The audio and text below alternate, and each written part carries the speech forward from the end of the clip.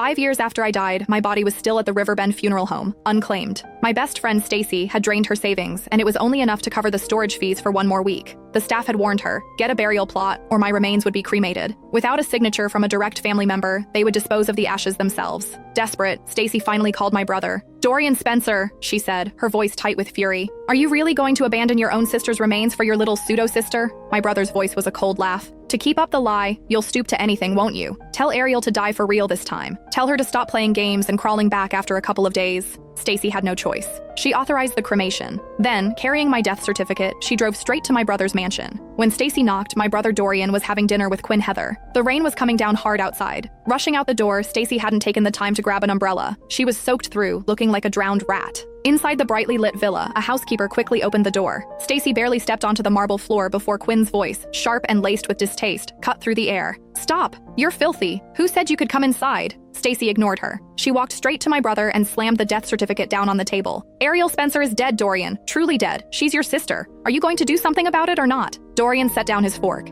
He smoothly pulled a napkin from the dispenser and began to wipe his hands, taking his time. He didn't spare Stacy a glance. "I know you two are trying to get money. Tell Ariel to come back and apologize to Quinn." He spoke as if reading a grocery list. "Name your price, I'll pay it." Stacy's face went white with rage. She snatched the paper off the table and thrust it in front of his eyes. "How many times do I have to tell you? She's dead. Dead! How can she apologize? This is the death certificate. You don't trust me. Won't you even trust this?" Dorian's eyes narrowed, ready to snap back. But before he could, Quinn flew over, snatched the document, and tore it into confetti with 3 swift, vicious rips. "Who would believe something like this?" Quinn pouted, dropping the pieces. "You and Ariel are best friends. Of course my brother wouldn't believe a word you say." Stacy stared at the scraps scattered on the pristine floor, her pupils shaking. Dorian, still leaning back in his chair, backed Quinn up without hesitation. "Quinn is right. I only have one sister now, and I cut ties with Ariel years ago. If she refuses to apologize, then you should just leave." I hovered above them, feeling the same bitter resignation as Stacy on the floor. 5 years. It had been 5 years, and my brother was still obsessed with an apology I would never give. Stacy's eyes were bloodshot. She ground her teeth as she spoke.